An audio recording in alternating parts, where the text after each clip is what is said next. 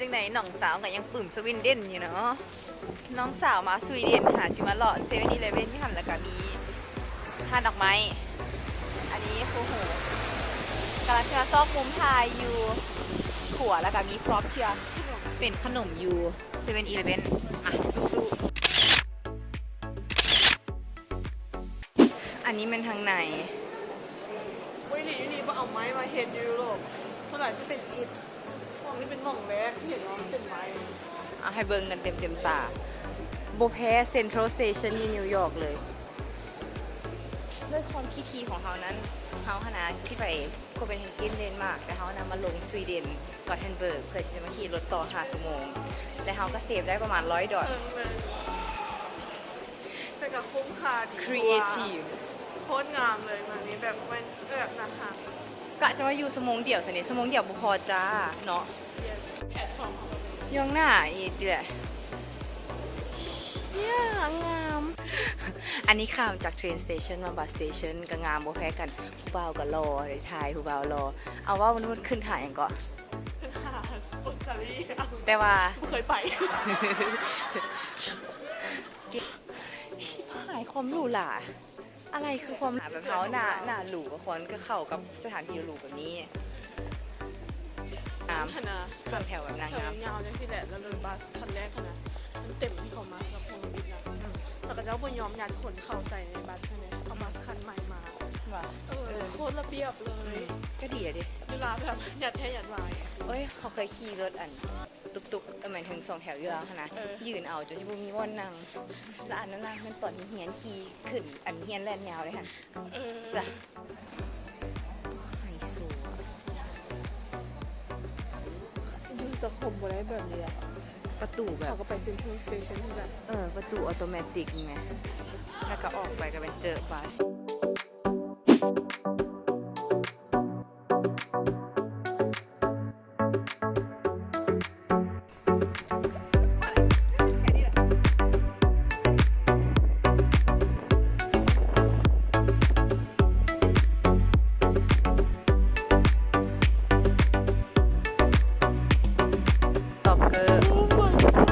ขัน100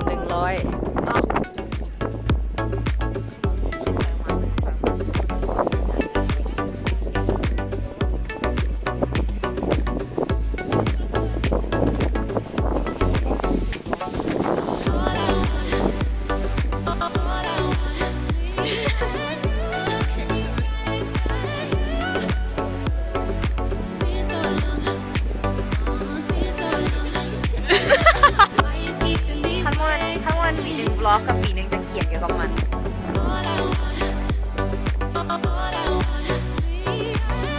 ฮัลโหลสิงโตนำโชคปล่อยเวลาผมเก็บมาลมแห้งที่ลึก3 กิโลเมตรต่อชั่วโมงไปอันนี้ฮั่นดั่งชีฟอีทสวสั้นอย่าเบอร์เกอร์ฮั่นนาเบอร์เกอร์กับแซ่บมันฝรั่งกับโคตรแซ่บแต่ชีฟอีทของมันนะราคาก็คือสาวดอนนั่นเองอันนี้ถือว่าถึกเราอยู่เดนมาร์กเพราะเขา2 คนก็เลยมาสรุปกันว่าเดนมาร์กนะแพงกว่าสวีเดนเงินมันก็แพงก่อนเงินโคตรมันแพงกว่ามาดีการเตรียมกระเป๋าฉีกได้เลยไปเขากำลังย่างเข้ากำแพงเมืองจีน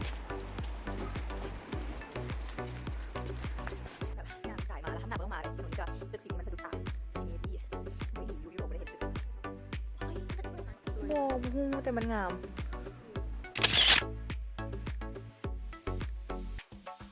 ฮังการีเด็ดก็คือสิไฮฮันเบิร์นงามเมื่อกี้พวกเขาย่างมาแล้วถึงกับบางอ้อว่าเอ้ามิวเซียมช็อกโกแลตตัวนี้เห็นบ่อันที่เป็นสายๆนะแล้วเบิ่งซื้อกันคอนเซปต์ของแบรนด์นี่แมนมันที่ออกแบบมาเป็นสี่เหลี่ยมหันพอดีกับผงเสือเฮาให้ใจจากกับผงเสือได้ซึ่งเฮาบ่มีผงเสือที่ว่านั้นพยายามแกะมันที่แบบว่าหักเครื่องทั้งกลางแล้วมันก็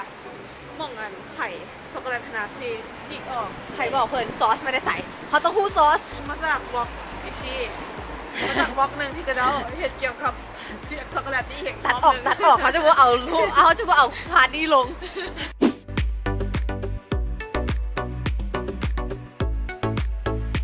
what the hell เฮ้ยหัวมันปีนป้าดิโด นี่มันหัวไฮเทคตัวนี้นะไปยังไปเบิ้ล ป้าเพิ่งเห็นคนเสียศพอยู่ข้างกลางบ่พนักเป็นพนักงานบ่ แม่ เฮ้ยมันหมุนเห็นอย่างวะเฮือกที่เข่าอ่ะหรืออย่างอย่างที่ไหนเราไม่เข้าใจอ่ะ โบเห็นเลยอ่ะ เฮ้ยแล้วก็กลับมาเป็นขัวคือเก่าอย่างสมบูรณ์แบบ เขาแท้เขาตื่นเต้น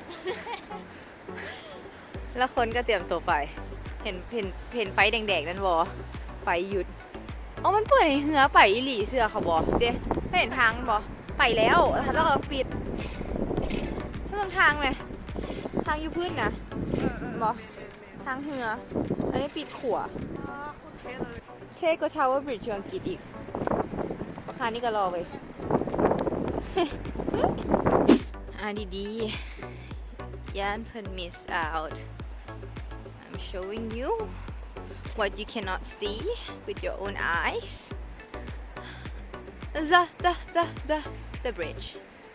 and yours truly walking on the bridge this reflection is proof that Copenhagen knows about how to set up its light, y'all. Yeah, I've been waiting for you to come since the traffic light. I was dancing. Oops. I was dancing and challenging you to come. If you wanna come and get it. Nah. Where the fuck is this extra energy coming from? I have no fucking idea, but it feels great. I was dancing in the middle of the street with nobody watching. It was fucking great. มาย่างขัวแล้วก็เหลียวไปจ้าบเห็นวิวโฮสเทลของพวกเฮาวิวพันล้านนะ วิวพันล้านโฮสเทลตัวนั้นนะมันตั้งอยู่แค่แม่น้ำจ้ามันเสือแดนโฮสเทลข้างๆก็เป็นตึกไฮเฮียอย่างโคตรงามสรุปคือโฮสเทลนี้นะ highly recommend จ้าคือดีอ่ะ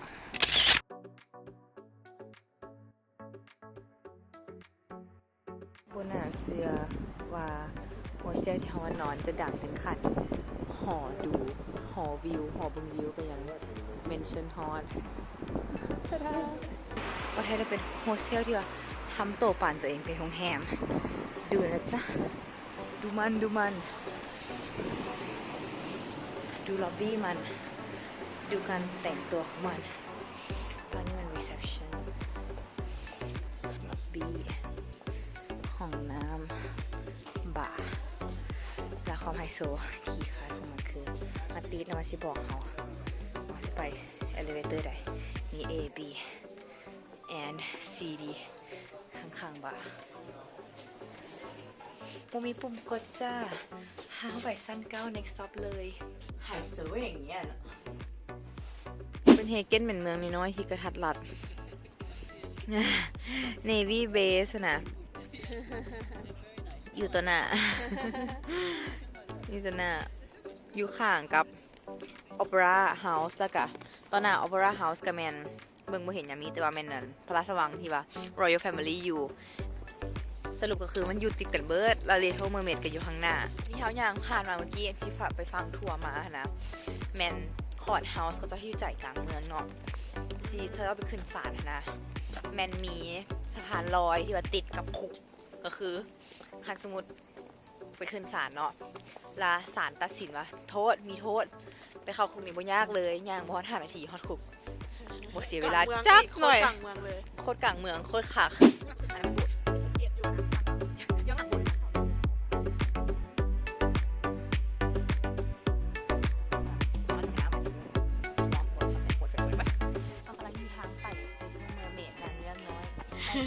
ทางนะมันเขาจะต้องมาข้าม Fortress Star Fortress ซึ่งอย่างกับมูสาเดนมาร์กว่าจำเป็นว่าสำคัญที่เราเอามาเบิ่งในน้ำมันซัมเมอร์ต้องโคตรงามเลยมันอ้อมเกาะนี้หมดเลยเพื่อป้องกันบอกมีอ้อมเกาะแล้วก็มีภูแล้วข้างในนะมันมองคนอยู่เหมือนมีตึกสีส้มอย่างนั้นคือมันป้องกันเพื่อที่ ปะยังมีคนมาบุกลุกเนาะเขาต้องจะมีที่เข้ามาเมืองนี้เข้ามาบ่อนที่ปลอดภัยยากขึ้นกว่าเก่าในน้ำมีทั้งคูสินะแล้วจับปืนมาเขาก็ต้องได้แบบลอยน้ำแล้วก็ปีนเขาสิมันก็เลยยากนี่เนาะแมนพอเท่าของผัวในอนาคตเราซื้อ King Frederick TC คนอื่นตอนเดียวคนอื่นจะญาติผัวเขานี่แหละซื้อมานิโคลายอายุ20 ปีฮอตมอร์เพิ่นเป็นโวกโมเดลเดี๋ยวนี้เพิ่นเรียนอยู่โคเปนเฮเกนบิสเนสสกูลเขาพนะสิไปสมัครปีหน้าเดือน9นี้สิมานี่เขาจะจีบเราเขาจะเอาเราเป็นผัวให้ได้คือครอบครัวเรานะโคตรน่ารักโคตรดังคือแบบออกมาตามพับลิกนะคือคนธรรมดาเลยแบบคือเพื่อนลุงเขาคณะลุงเขากับเมียแล้วคณะกันยูลูกแบบที่เราเป็นฝาแฝดของเฮียนที่น้าเฮียนก็เฮียนพับลิกพวกเขาเฮียนยูเฮียนพับลิกเดี๋ยวเราได้เจอกันแน่นิโคลายเจอกันอีกตอนนี้เดือนอย่างตอนนี้เดือน2เจอกันอีกประมาณ7 เดือน6 เดือนอีกครึ่งปีเขาเจอกันหรือว่าเขาเพื่อนโชคดีเพื่อนอาจจะเห็นเขาภายในมื้อนี้มื้ออื่นก็ได้เลิฟแอนด์เฟิร์สไซส์สิตอนนี้เขาอยู่ที่ Little Mermaid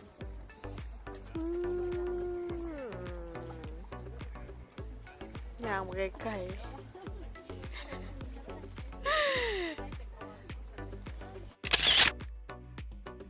เขาไปใส่มาเมื่อกี้ๆคือเซเนีย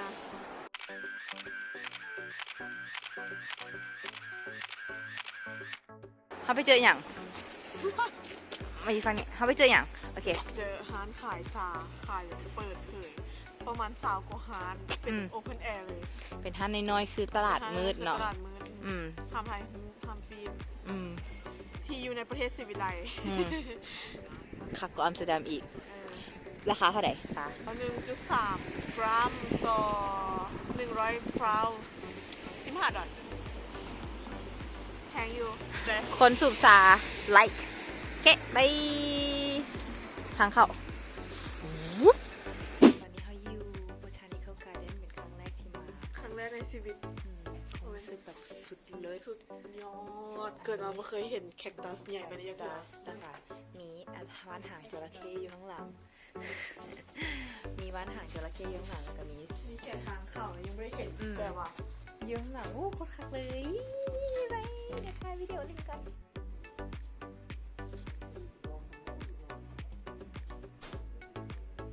งามบอเป็นยังไงหนังแฮร์รี่พอตเตอร์เลยว้าอุ้ยสาว